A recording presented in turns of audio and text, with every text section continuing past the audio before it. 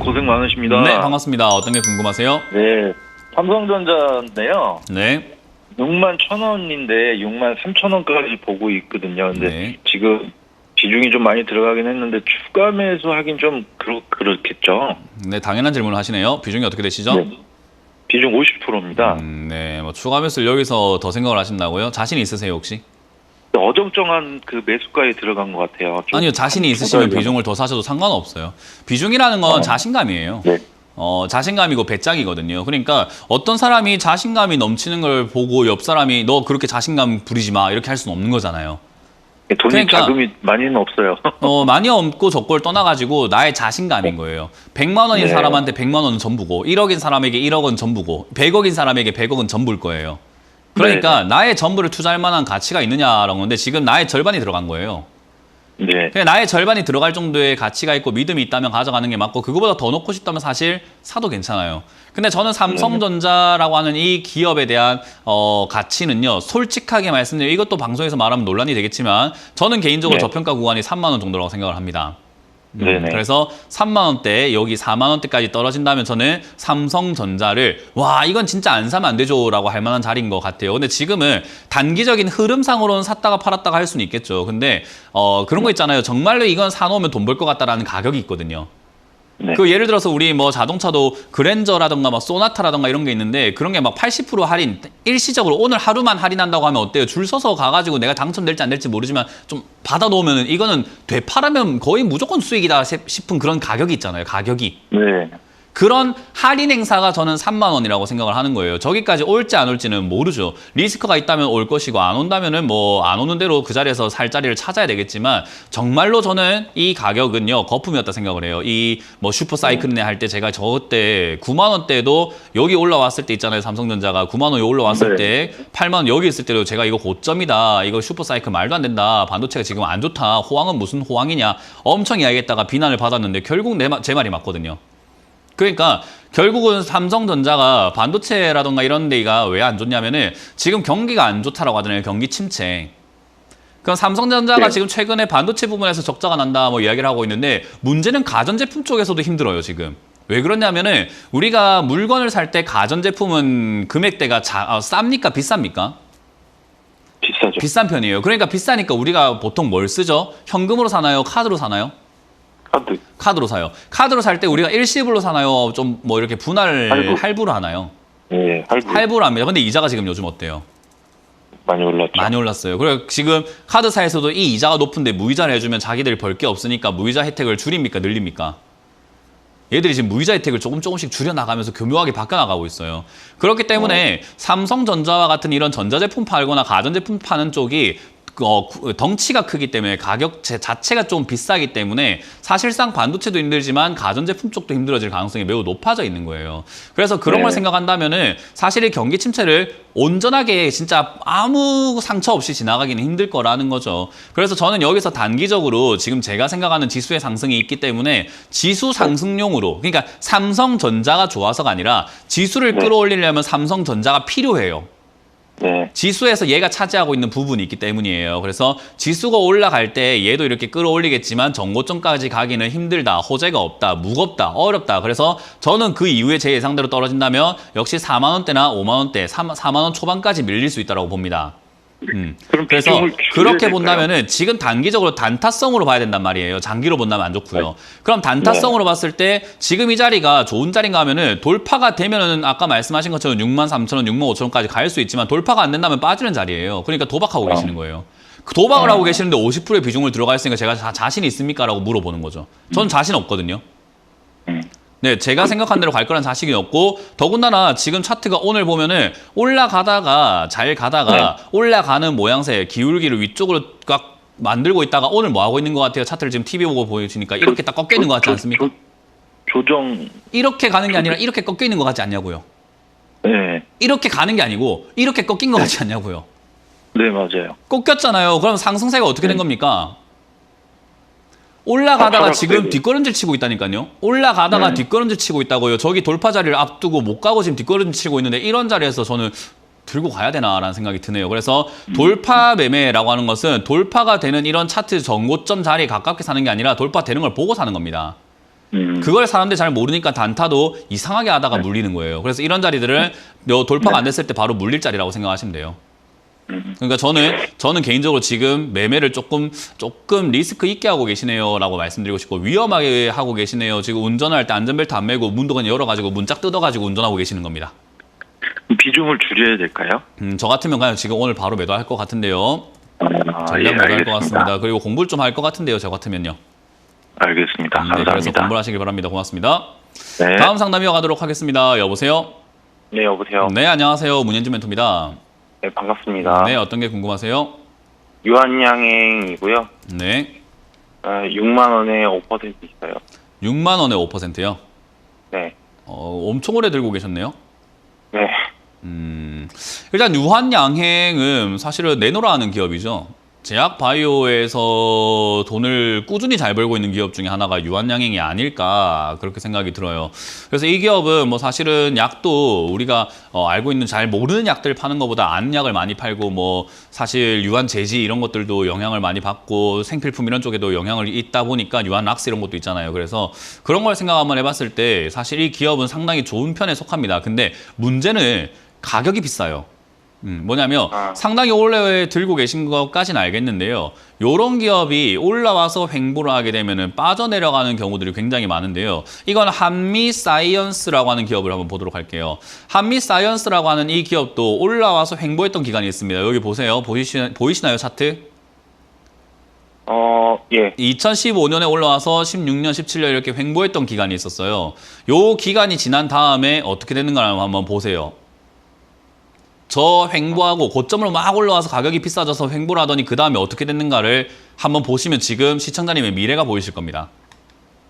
무슨 말인지 이해가 되세요? 한미약품도 네. 보여드릴까요? 비슷한 예입니다. 한미약품이나 한미사이언스도 좋은 기업들 맞거든요. 얘들도 이렇게 주가가 올라와가지고 고점에서 횡보를 하는 구간이 나왔는데, 그렇게 횡보해서 비싸진 상태에서 머물다가 어떻게 되는가 보세요. 시청자님의 미래가 지금 어떨 건지. 그러면 지금 유한양행을 지금 이 자리는 횡보하는 자리입니다. 고가로 올라와가지고 주가가 올라와가지고 횡보하는 자리가 만들어졌어요. 요 횡보 다음에 어떻게 될 것인가는 저는 대충 예상이 되는데요. 예. 이게 주가의 원리예요. 그냥 주가의 원리는 고가에서 오랫동안 머물면요, 시청자님은 사서 들고 계시지만 이걸 들고 있던 사람들 입장에서는 팔아 먹을 수 있는 시간이 길어지고 있는 거예요. 그럼 쟤들이 지금 다 팔아먹는다는 말은 올라갈 것 같으니까 팔아먹습니까? 안 올라갈 것 같으니까 팔아먹을까요? 인정하고 싶지 않겠지만 안 올라갈 것 같으니까 팔아먹는 거예요. 올라갈 것 같으면 안 팔지. 그 시청자님이 살 수 있었다는 건 누가 팔았다는 겁니까? 안 팔았다는 겁니까? 팔았다는 거예요. 거기다 거래도 많이 증가했고요. 그렇다는 말은 저는 여기서 지금 무상증자 뭐 이런 것들은 뭐 둘째 치더라도 여기서 지금 주가가 한번 밀릴 가능성이 높다. 좋은 기업을 싸게 사야지. 좋은 기업을 가장 비싼 라인대에 사고 계신 겁니다. 네. 그러니까 이게 물릴 수밖에 없는 종목이었던 거죠. 그래서 저는 개인적으로 단기 반등, 이 차트가 이렇게 박스권으로 만들어지고 있는 이 단기 반등세 58,000원 이렇게 최근에 올라왔을 때 매도하는 게 참 좋았고요. 지금 떨어지면 또 올라올 수 있겠죠. 만약에 이게 막차가 아니면 좋은데 막차면 여기서부터 무너지는 겁니다. 그러면은 도망쳐야죠. 무슨 말인지 이해가 됐나요? 하필이면 예. 이 박스권이 무너지는 막차가 이번 하락이라면은 가져가야 된다, 도망쳐야 된다? 도망쳐야 되는 거예요. 만약에 한 번 더 기회를 준다면 뭐 해야 될까요? 네, 팔고 나오세요. 6만 원까지 올라오네 이런 거 생각하지 마시고 팔고 나오시면 됩니다. 얼마까지 반등이 나오는 거라고요? 58,000원. 6만 원까지 생각하지 마시고 그냥 반등 주면 팔아 나오라고요. 반등 주면요? 네, 반등 주면은 일단 박스권으로 이렇게 갈 때 차트상으로는 55,000원인 것 같은데 55,000원 생각하지 마시고 그 언저리쯤이든 그게 안 되든 어찌됐든 빨리 나오는 게 저는 낫다 생각이 듭니다. 유한양행은 시간 끌고 가면 갈수록 불리한 종목이에요. 네, 알겠습니다. 주가 원리가 그래요. 그래서 이거 기업 좋은 거 맞는데 박자를 잘 타야 될 거 아닙니까? 그죠? 네. 올라갔다 내려갔다 올라갔다 내려갔다 올라갔다가 내려간 타이밍에 사야지 왜 내려갈 타이밍 사가지고 지금 힘들어하고 계시냐 이 말인 거예요. 예. 네, 그래서 박자를 좀 잘 타는 연습을 한번 해봅시다. 네, 알겠습니다. 네, 다음 상담 이어가겠습니다. 여보세요? 여보세요? 네, 안녕하세요. 문현진 멘토입니다. 예, 안녕하세요. 네, 어떤 게 궁금하세요? 세비캠이요. 세빛캠이요. 예, 예. 매수가랑 비중이요? 한참 올라갈 때 사가지고 14만 원이에요. 13만 원의 비중은요? 50%. 50%요. 50%요? 예. 일단 이 테마는 죽지 않았죠. 왜냐하면 이 기업이 신규 상장주인데 저는 신규 상장주 사지 마라라고 하는데 뭐 산 거 어쩌겠습니까, 그죠? 안 사면 되는데 샀잖아요. 그러니까 어쩔 수가 없어요. 이미 일은 벌어졌고 하지 마라고 해봤자 뭐 이제는 끝난 일이에요. 다음 분들이 안 샀으면 좋겠어요. 이 시청자님을 보고 다른 사람들이 신규 상장주를 안 살 수 있다면 저는 그걸로도 남을 돕는 거라고 생각을 하거든요. 신규 상장주는 반드시 사선 안 돼요. 절대로 개인 투자자들은 신규 상장주를 절대로 제발 좀 사면 안 돼요.